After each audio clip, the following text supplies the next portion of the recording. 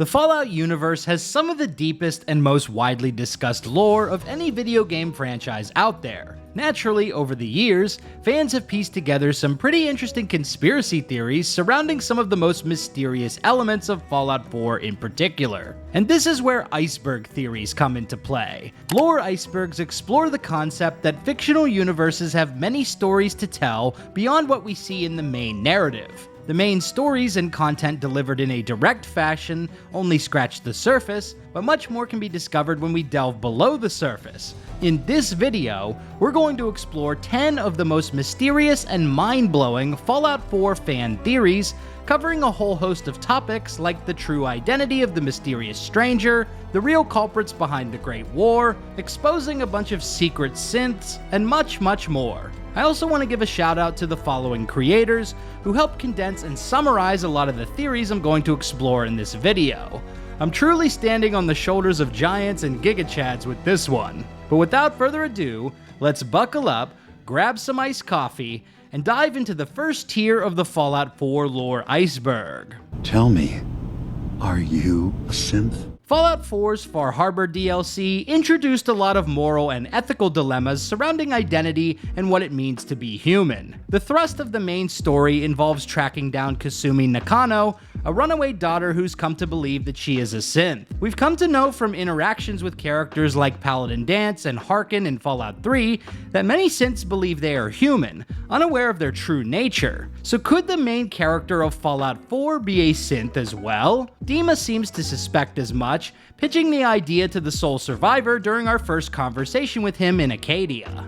While Dima got me questioning my identity in Far Harbor, my personal headcanon is that I'm a galaxy-conquering fleet commander, which brings me to today's sponsor. Star Trek Fleet Command is a 4X MMO strategy RPG set in the ever-expanding Star Trek universe. You can recruit legendary characters from over 50 years of Star Trek stories to captain your fleet and embark on missions to conquer territory throughout the galaxy. This game brings the magic of Star Trek to your home. And the best part is you can play completely for free on desktop or mobile by clicking on my link in the description. I personally like that this game draws on the rich history of the Star Trek franchise by incorporating iconic characters like Captain Kirk and Spock, along with legendary starships like the Enterprise. As a star-based commander on the edge of civilized space, your goal is to build a powerful fleet to conquer territory in this vast open-world game. You can engage in epic space battles with other players from across the globe,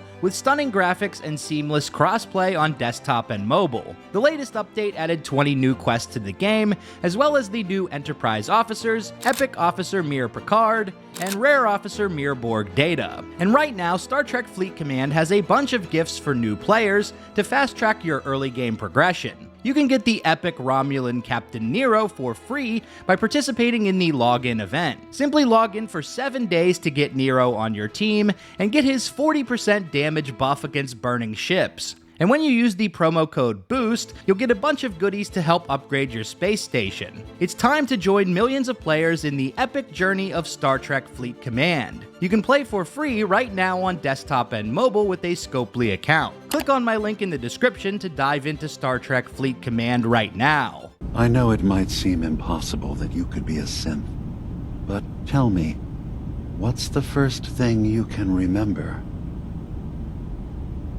I was with my wife. We were getting ready for the day. I had to take care of my boy, Shaun. And, well, a lot's happened since then. But no memories before then? No childhood? Your first best friend? Your first kiss? That's usually a sign. Data is easy to migrate, but feelings... that's a hard thing to transfer into another mind. The first big piece of evidence in the sole survivor synth theory is the gigantic gaps in his memory. The player is only able to recall memories from the very beginning of the game, but why not anything from his childhood or other pre-war experiences? Could it be that all these memories of Nora, Shaun, and the day the bombs fell are artificial? But memory gaps alone don't prove anything. However, one very peculiar detail is the sole survivor's use of VATS, aka the Vault-Tec Assisted Targeting System. Lore-wise, it is the use of a Pip-Boy that allows an individual to tap into this targeting system, wherein they can hone in on particular body parts. Every Fallout protagonist has had this ability to a greater or lesser extent, though the system wasn't always referred to as VATS in the games. But one unique thing about the sole survivor is that he gets access to VATS before you equip the Pip-Boy in Vault 111. The VATS tutorial is first triggered when encountering rad roaches in the hallway outside the Overseer's office,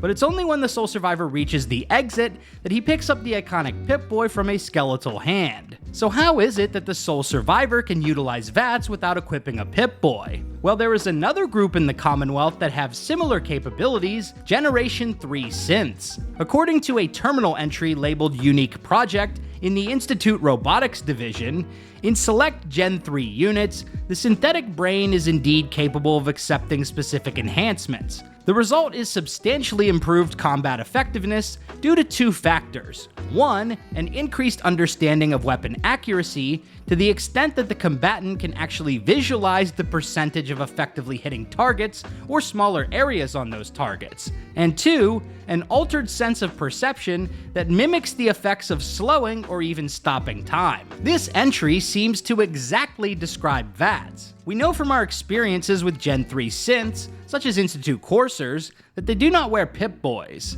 Could this explain how the sole survivor was able to utilize VATS without a Pip-Boy as well? Or is this just an oversight by Bethesda when designing their tutorial level? If the sole survivor is really a synth, then what happened to the real one? And why would the Institute create a synth version of him? Well, it all ties back to Father. When the Institute initially kidnapped Shaun, they terminated all the residents of Vault 111 by remotely deactivating their cryostasis pods. We can confirm this by looking over terminal entries in that same room. Kellogg also refers to the Old Man, presumably the director of the Institute prior to Shaun, leaving a backup copy, i.e. the sole survivor, inside Vault 111. But after the Gen 3 synth project was successful, there would be no need to retain that backup copy. So perhaps the Institute shut off the sole survivor's cryostasis pod as well once the project was completed. We know that they have a reputation for tying up loose ends by killing off or destroying potential threats, which the sole survivor definitely does represent a threat to the Institute. Years later, when Shaun discovered the truth, that both his parents were murdered by the Institute, he yearned to reconnect with his past in some way. So he embarked on a project to create synthetic versions of his younger self and his father. We'll never know one way or another whether the sole survivor is definitively a synth or human, as there is no smoking gun evidence pointing in either direction. Both theories have flaws, but I think it's more likely that the sole survivor is human. One big flaw in the synth theory is that the sole survivor doesn't seem to have a recall code, and you are able to completely go against the Institute. Don't you think if the sole survivor were truly a synth, that Father would have dispatched a courser to deploy your recall code and factory reset you? Also, if Shaun were really recreating synthetic versions of his family, then why not create both his parents? Sure, one of his parents got shot by Kellogg, as we see through both Kellogg and the sole survivor's memories. But synth memories are fake anyways, so why not just implant memories where both parents are alive? Unless the father we meet in the Institute isn't really Shaun at all. I am Shaun. I am your son. Bullshit. One major conspiracy theory in the Fallout 4 fandom proposes that the father we meet in the Institute is not actually Shaun, but a complete stranger who lies to the player about his true identity. This is one of those theories that relies heavily on vibes rather than direct evidence. But let's start off with the inconsistencies surrounding Father's choice to release the sole survivor from cryostasis at the start of the game. If Father were truly Shaun, and he wanted to reunite with his parent, then why would he allow Institute coursers and synths to attack him out in the wasteland? We already know that the synths can mark us as non-hostile, which is exactly what happens if you join the Institute. Afterwards, none of the synths you encounter out in the wasteland will attack you unless you shoot them first, or eventually betray the Institute in the future. But maybe he did just want to see what would happen, as he suggested to us during our conversation on the roof of CIT after the Battle of Bunker Hill. But letting things play out naturally is one thing, having synths and coursers actively try to shoot you on sight is another level entirely. That being said, a lot of Father's actions in Fallout 4 don't make logical sense, either due to poor writing or him getting overwhelmed emotionally. Father is dying from terminal cancer and has been reflecting a lot on his life, past mistakes, mistakes made by the Institute, and the life with his family that was robbed not only from him, but the sole survivor as well. But still, you'd think if you wanted to reunite with your father, you'd either want to send an Institute envoy to bring him directly to the Institute, or at the very least, not have your own foot soldiers trying to kill him. Also, if Father isn't Shaun, then what happened to the real Shaun?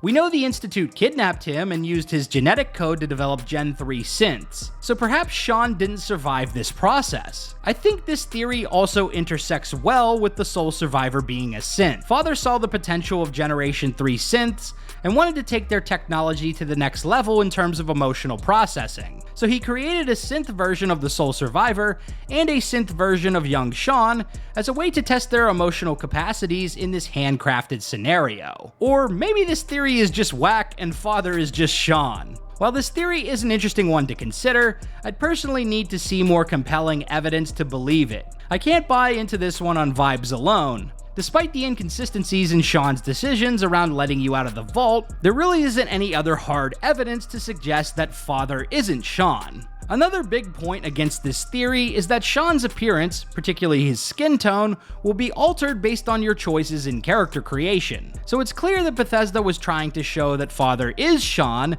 based on these adaptations. And the whole plot is set up to show this big twist, that your son is now older than you and has become the leader of the faction that everyone in the Commonwealth fears and hates. Caution.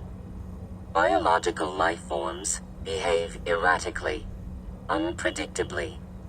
All output subject to an extremely high margin of error.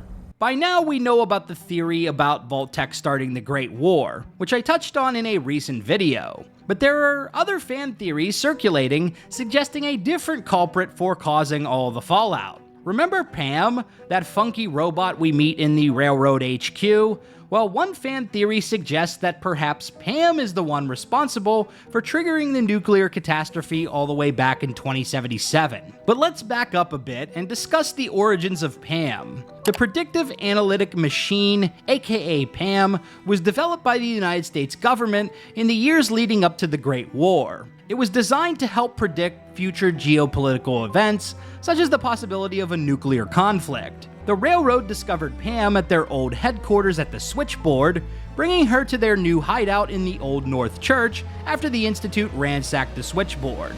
And this is where we meet it in Fallout 4. P.A.M is very finicky about the sole survivor and humans in general. It has a difficult time making predictions with 100% accuracy, given the unpredictable nature of human beings. So at this point you might be thinking, well yeah, how does this tie into the Great War though? This theory hinges heavily on the terminal entries we can discover in the Switchboard, which was a pre-war base of operations for the Defense Intelligence Agency. One terminal entry shows a timeline wherein China launches 4 nuclear missiles at the United States in a preemptive attack, which the US responds with in kind. But if you're going to launch a preemptive nuclear strike, why would you only launch 4 missiles? Wouldn't you just dump your entire payload simultaneously and try to cut off any chance at your enemy retaliating? Well, what if China didn't strike first? What if P.A.M fudged the data to trick the United States military into thinking they were being attacked, causing the US to strike first, and then China responding in kind? But why would P.A.M do such a thing? Well, the theory goes that if P.A.M's programming was primarily concerned with making the most accurate predictions possible, and if humans were the biggest unpredictable variable, then if P.A.M wipes out all the humans, it can make more accurate predictions without needing to take them into account. Personally, I find this theory to be kind of ludicrous, and I still think China did actually start the Great War. But nonetheless, it's a fun and thought-provoking theory that taps into anxieties about AI autonomy. While not definitively supported by the game, it adds another layer of intrigue to P.A.M's role and the ambiguity surrounding the war's origins. So I wanted to talk about it in this video. Now we're going to dive a little bit deeper into Tier 2 of the Iceberg, starting with our lovable companion, Dogmeat, who is potentially a synth? I swear this video is just starting to feel like, hey, remember this character? Do you think they're a synth? But hear me out, okay? Dogmeat is our lovable canine companion that we first meet at the Red Rocket truck stop shortly after leaving the vault. The circumstances of this first meeting are a bit too serendipitous, don't you think? Like, we just happen to stumble upon a friendly, non-irradiated, healthy dog all by itself right outside of Sanctuary Hills. What are the odds of this happening? Most dogs in the wasteland are completely feral, almost ghoulish creatures that attack on sight. Dogmeat is also the only purebred German Shepherd that we encounter in the entire Commonwealth. So how did Dogmeat come to be just chilling over here at Red Rocket? Almost like he's been waiting for us to come along. It's almost as if this whole encounter was orchestrated, and no, not just by Bethesda since this is a video game. Maybe, just maybe, Dogmeat is actually a synthetic dog, created by the Institute to keep tabs on the sole survivor and help him on his journey. We already know that the Institute has an extensive network of spies, both humans and synths, all throughout the Commonwealth. We also know that they have created synthetic gorillas and crows. With this in mind, it's not that far-fetched to think that they could create a dog as well. But the real question is why? Could this be Father's way of helping out the sole survivor after unfreezing him from the vault? Another interesting thing to consider is Dogmeat's sudden appearance during your quest to track down Kellogg. Immediately after you leave Kellogg's house in Diamond City, Dogmeat is just waiting there for you, regardless of whether you brought him along prior to the mission. Diamond City is a long way from Sanctuary Hills and Red Rocket, so how did he know to come here at just the right moment? Is it possible that an Institute spy in Diamond City, perhaps the mayor or one of the many synth crows that the Institute monitors with, relayed info back to the Institute? And then the Institute pinged Dogmeat to go to Diamond City and help the sole survivor track Kellogg. Another peculiar breadcrumb is this nerd, Clayton Holdren. This is the guy in charge of the Synth Gorilla Project, and if you inspect his quarters in the Institute, you'll discover a skill magazine with the headline story, "Have Dog Will Travel." This magazine gives Dogmeat a permanent 10% reduction to incoming damage. And I don't think its placement here is entirely random. Bethesda will often intentionally place these sort of items to contribute to a theme.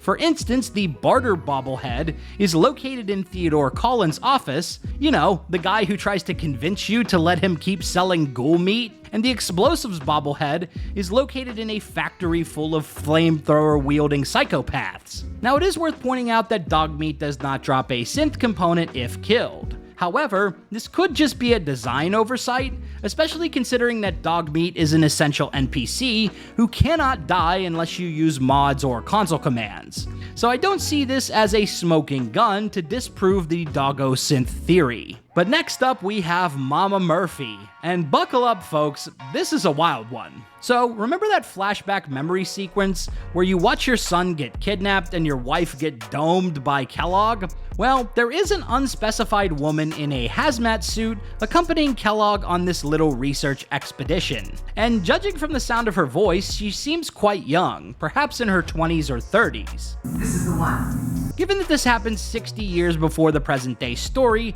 this woman would be very old at this point, but potentially still alive. Enter Mama Murphy. Not only does her age seem to line up with that woman from the flashback, but also Mama Murphy seems to hold a lot of highly specific information about the Institute when dabbling in her so-called sight. Here are some of the things that Mama Murphy can tell us about. The fact that Kellogg dropped his keys in the Diamond City bleachers, the fact that Virgil fled the Institute because of his conscience and went to the Glowing Sea, the specific factory reset code for the Institute courser in Green Tech Genetics, and the list goes on. These revelations are all written off as the sight, a kind of psychic energy that Mama Murphy can tap into when she's blitzed out of her mind. But what if the real source of this information is not Jet or Buffout, but the Institute itself? Furthermore, Mama Murphy can even provide some of these details when she's completely sober. For instance,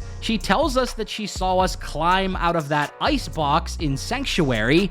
She also urges the group from Quincy to move to Sanctuary. Could she have an ulterior motive? Perhaps to help the sole survivor rebuild a home base and sanctuary, a safe haven where he could explore the Commonwealth and eventually discover the Institute? It would seem to line up with Shaun's motivations for letting the sole survivor out of the vault in the first place. It would also seem to line up with the Dogmeat synth theory as well. Now, I've seen some versions of this theory that suggest that Mama Murphy defected from the Institute. Basically, she was so shook up by Kellogg's actions in Vault 111 that she decided to escape and make a life for herself on the surface, and that she's using drugs to cope with all her guilt over her past misdeeds. But I actually think this theory makes more sense if she's still a covert Institute asset. How else would she be able to access valuable Institute intelligence if she already defected? She could still be using drugs to cope and bury her feelings over what she's done, while continuing to act on behalf of the Institute. And here's a little bonus theory about Mama Murphy, which has also been widely discussed in the community: the connection between her and the Raider gang leader Jared. When we eliminate Jared at Corvega, we discover terminal entries that show he was tracking Mama Murphy and had a keen interest in capturing her. Nothing is working. The old woman, she used to huff some jet, pop some pills, then she'd start babbling, spouting vision after vision, and they all turned out true. The Raiders burning the town, killing the parents, stealing the kids, stealing me. I remember the look in her eyes when she saw my fate. Kid, you're gonna be a monster. All true. If I could get that sort of power, that sight, the Commonwealth, the other gangs, no one would have a prayer. Jared ordered his goons to attack Preston Garvey's group, which is why they got trapped in the Museum of Freedom in Concord. This has led some people to speculate that perhaps Jared is Mama Murphy's son, and that he wanted to capture her not just because of her sight, but because of a familial connection. Basically, he's searching for answers for the mother he was stolen from. But it could just be possible that he's only interested in learning the secrets of the site. In any case, it's clear that there is a connection between Mama Murphy and Jared, and that the attack on Preston and the rest of the Quincy survivors was no random act. It seems Jack doesn't want to talk to his father. We'll have to kill him, you know. And all the rest of them. Was Lorenzo really insane? Unlike other long-lived Fallout characters who survived due to robo-brain technology or the effects of extensive radiation exposure, the Cabots were already effectively immortal over a century before the bombs fell. The source of their immortality is an ancient alien artifact, which Lorenzo Cabot discovered on an archaeological expedition in the late 19th century. The Ubar crown, which Lorenzo brought back from Arabia, granted him insane telekinetic and psychological powers. But these incredible powers came at a cost, namely Lorenzo's mental stability. According to his son Jack, he became so violent and unpredictable that his family worried he would get the death penalty. So to protect Lorenzo as well as everyone else, the Cabots had Lorenzo committed to Parsons State Insane Asylum, an institution which was also run by Jack Cabot. At least, this is the story that Jack wants us to believe.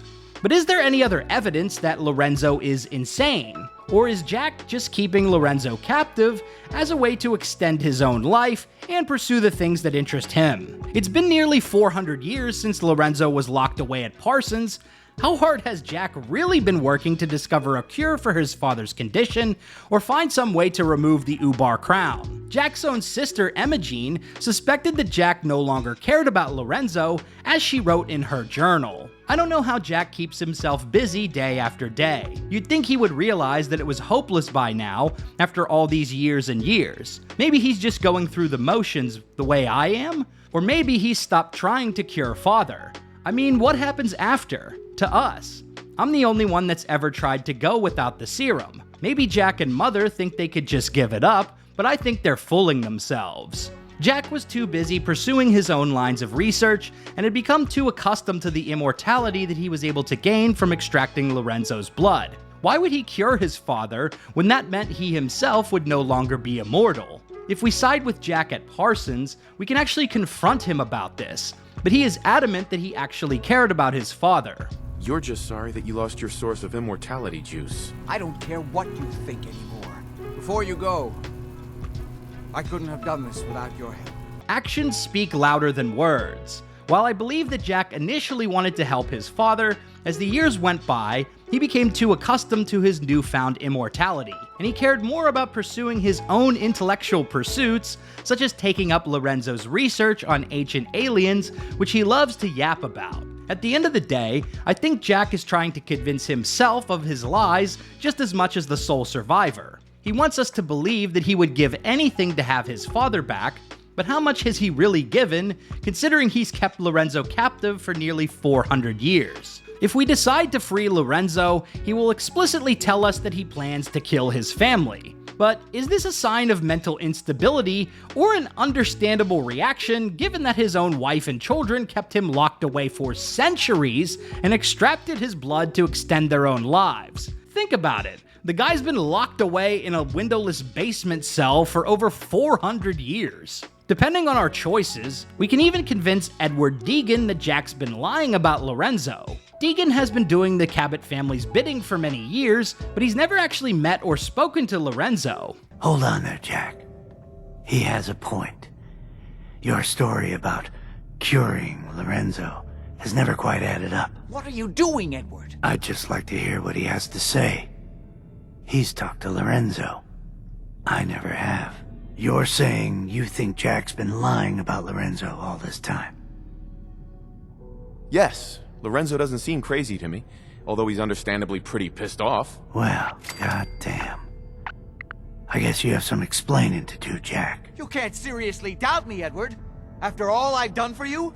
After freeing Lorenzo, he will get his revenge on his family, but after that the dude is pretty chill. He doesn't go on some big rampage or start his own raider gang or anything like that. He mostly just hangs out in his house, and the player may bump into him examining a dead ghoul out in the Commonwealth in a random encounter, but he hardly seems like the lunatic that Jack wanted us to believe. It's time to dive into the deepest of the deep, Tier 3 of the Iceberg theories.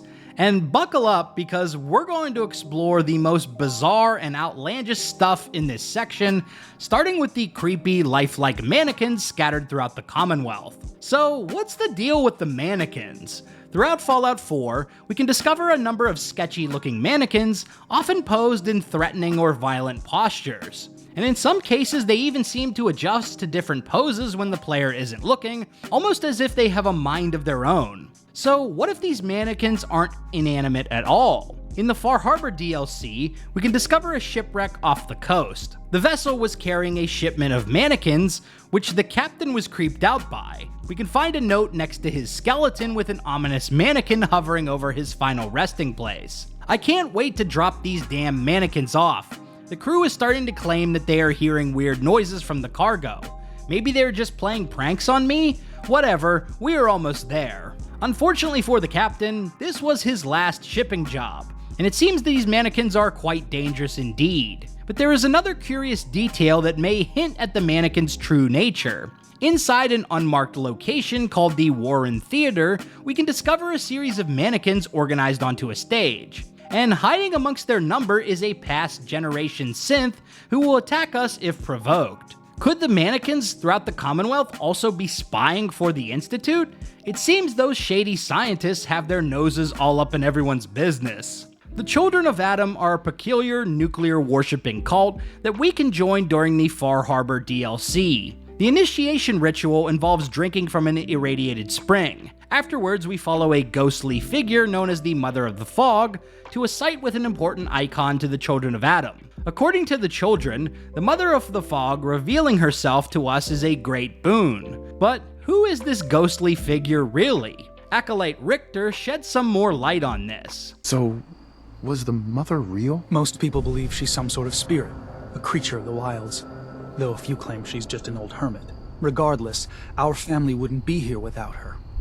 If she figured in your vision, well, there are few signs clear you're meant to be one of us. What if I told you the Mother of the Fog wasn't an ethereal being, but just some crazy bitch with a stealth boy who might also be participating in blackface? Just southeast of Haddock Cove, we can discover a house with a Children of Atom shrine that has a few noteworthy items. For starters, there is the Children of Atom flag, along with a series of cryptic notes that speak in a similar cadence to the Mother of the Fog. And underneath the table, we also have a collection of stealth boys, which could explain how the Mother of the Fog escapes unseen after revealing herself to the children of Adam. This would seem to line up with Richter's comments about the mother being a hermit. And if the Mother of the Fog is really just some chick with a stealth boy who's scamming the children of Adam, then all I have to say is, W scam, rip bozos.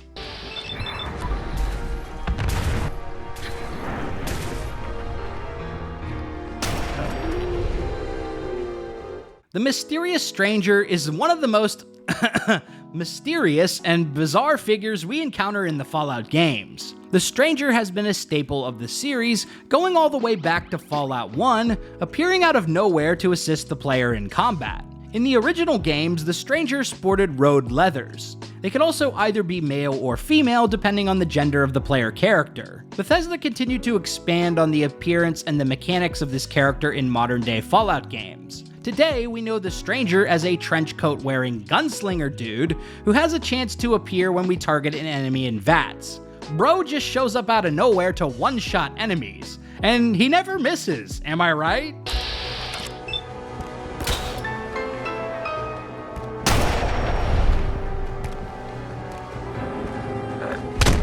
As mentioned by the YouTuber The Black Rose in his video on the topic, the original inspiration for the mysterious stranger comes from an unfinished Mark Twain novel called, you guessed it, The Mysterious Stranger. The story focuses on a Guardian character called Number 44, which incidentally is the same caliber of the stranger's gun in Fallout. One of the big themes of the Twain novel is the difference between the waking self and the dream self. And so basically how this applies to Fallout is that the mysterious stranger is essentially a figment of their imagination. Put under extreme stress, i.e. combat, the player character effectively believes a guardian angel is helping them out in combat when it's really just themselves. But in Bethesda's Fallout games, the stranger is not just a vision or figment of our imagination. So outside of the combat mechanics, who is the stranger? Over the years, fans have pieced together a variety of interesting clues that may provide an answer to the identity of this shadowy ally.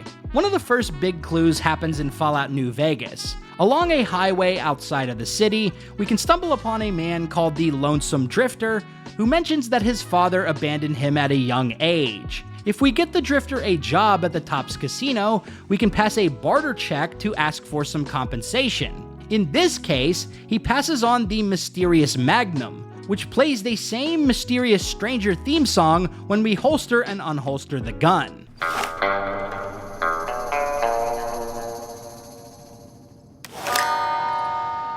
But the real bombshells about the stranger start to unfold in Fallout 4. Our companion, Nick Valentine, is obsessed with the mysterious stranger, even compiling a case file on him, which can be found under Ellie's bed at the Valentine's Detective Agency. Nick will also comment on the appearance of the stranger if he shows up in VATS while Nick is an active companion. But the connection between Nick and the stranger may go deeper than just a bit of detective work. Fans notice that Nick shares the same outfit as the mysterious stranger we see in Fallout 3 and New Vegas. Is it possible that the mysterious stranger is the original Nick Valentine, which the Institute used to construct Synth Nick's personality?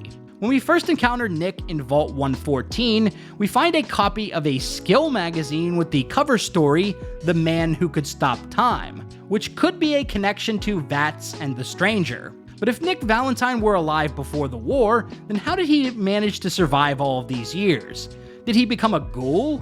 The stranger we see in recent Fallout games certainly doesn't appear to be a ghoul. Personally, this is where the theory starts to crack at the seams for me. I like the idea of OG Nick Valentine serving as a sort of guardian in the modern Fallout games, but how did he survive for over 200 years without ghoulification or other life extension technology? Perhaps the answer lies in our final iceberg theory, the Dunwich borers. One of the most mysterious and disturbing theories in Fallout 4 and the Bethesda Fallout games in general explores a possible existence of an ancient alien civilization and the worship of an eldritch god called Ugqualoth. And some of the biggest clues that bolster the central claims of this theory can be found in Fallout 4, specifically at the Dunwich Borers mining quarry. Created by Dunwich Borers LLC, this pre-war dig site hides a dark secret. You see, the Borers weren't just here to mine rocks. The whole quarry was actually a front operation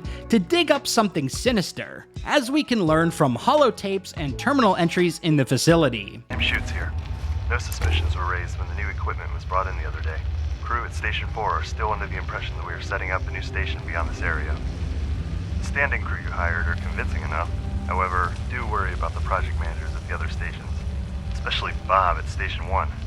We all know he takes his job very seriously. His bullet point updates bug the hell out of me. My gut tells me he'll figure out something's going on down here sooner rather than later. Please advise. Tim, good job on keeping things under wraps. We've taken your advice and have asked the other project managers to meet you at Station 4. Stall them if they arrive before we get there. They haven't been told anything. We are very close to accomplishing our goal. Please be patient. You will be rewarded in time. We can learn more about the company's founder, Richard Dunwich, from an entry in the Fallout 2D20 tabletop game. The description cites a persistence of fatal accidents at the Dunwich facilities. A persistent but likely ridiculous rumor holds these deaths were not as accidental as Dunwich claimed. Richard Dunwich and his brother Constance Blackhall were known for an obsession with the occult. A marble quarry where they tested their drills was known to cover the site of an ancient temple to dark gods, whose adherents routinely practiced human sacrifice. Some say the poor safety protocols at Dunwich facilities, and especially at the quarry, were a modern form of sacrifice intended to bring eldritch attention and supernatural powers to corporate leadership. None can say for certain, as Dunwich Borers LLC and nearly all their records were destroyed in the Great War. The name of the company itself is also a nod to H.P. Lovecraft's story, The Dunwich Horror. Lovecraft was known for creating eldritch horror-style stories, focusing on grotesque and alien beings that some even worshipped as gods. And it seems that the Dunwich Borers quarry site we explore in Fallout 4 was created to search for relics related to an eldritch god known as Ugqualoth. But in order to firmly establish this connection, we also have to take a look at the Dunwich building in Fallout 3. This seemingly ordinary office building operated by Dunwich Borers before the war is actually built on top of another dig site connected to Ugqualoth. If we explore this area, we can find holotapes from a guy named Jamie who came here in search of his father. Homeboy's father said he was going out to pick up some milk and left in search of an ancient dark grimoire. Man, I hate when that happens, dude. Anyhow, Jamie ended up going completely insane, and in his final holotape, we can hear him chanting about Ugqualoth. Sharp knife. Sharp knife to send him to Deep Temple. Flay and say my words. Abdul comes again on the Feast of the Weaker. Feast for the Deep Temple. Born again. Here. Al-Hazared. Yes. Yes! Below the facility, we can actually find a strange obelisk guarded by some feral ghouls as well as Jamie, who are all completely hostile. According to the Fallout 3 official game guide's entry about Ugqualoth, a strange altar found in the depths of this building may hold the key to discovering more about this previously unknown entity. Unfortunately, because all investigators into grimoire oddities are currently attempting to scrape together a day-to-day existence or are dead, further research may never occur. But there is one man in the Capital Wasteland who is trying to uncover the keys to this grimoire, Obadiah Blackwall, who is coincidentally a descendant of Constance Blackwall, Richard Dunwich's brother. Obadiah will give us a quest to recover a mysterious grimoire, which he describes as a family heirloom. But after receiving the quest, another NPC will warn us that Obadiah is actually interested in performing some kind of occult ritual, and she urges us to destroy the grimoire by taking it to the altar in the Dunwich building. Ah, so the pieces are all falling together here. So back to Dunwich Borers in Fallout 4. If we explore the quarry, we find out that a lot of the raiders here today have gone completely insane. And as we delve deeper into the quarry, we start to see flashbacks of what it looked like pre-war, including a scene that hints at human sacrifice. We see a man standing at an altar, presiding over a number of people whose hands are bound behind their backs. What sort of rituals were the Dunwich Boars up to here? At the end of the quarry, we will discover a submerged chamber with 2 mini-nukes and a ritual blade called Krem's Tooth. We can also see a buried bust with only an eye visible, shrouded beneath the dirt and marble.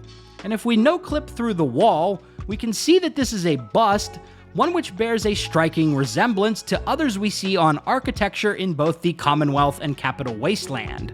But most interestingly for our purposes, this bust has a connection to Lorenzo Cabot, who uncovered an ancient alien structure in the Arabian desert and extracted an artifact which granted him incredible powers and greatly extended his life. In the Fallout Shelter online game, players can collect a card of Lorenzo Cabot, which depicts this same kind of bust. Perhaps he uncovered this sculpture within the ancient civilization ruins during his archaeological expedition 400 years ago. So perhaps the Dunwich Boars were searching for similar ancient alien ruins at the quarry site in the Commonwealth. It's also worth pointing out that Lorenzo Cabot's story shares a lot of parallels with H.P. Lovecraft's short story, Nameless City, which tracks a character named Francis Thurston who encountered an ancient city in the Arabian desert. I'd also like to double back to something I hinted at in the previous section on Nick Valentine and the mysterious stranger.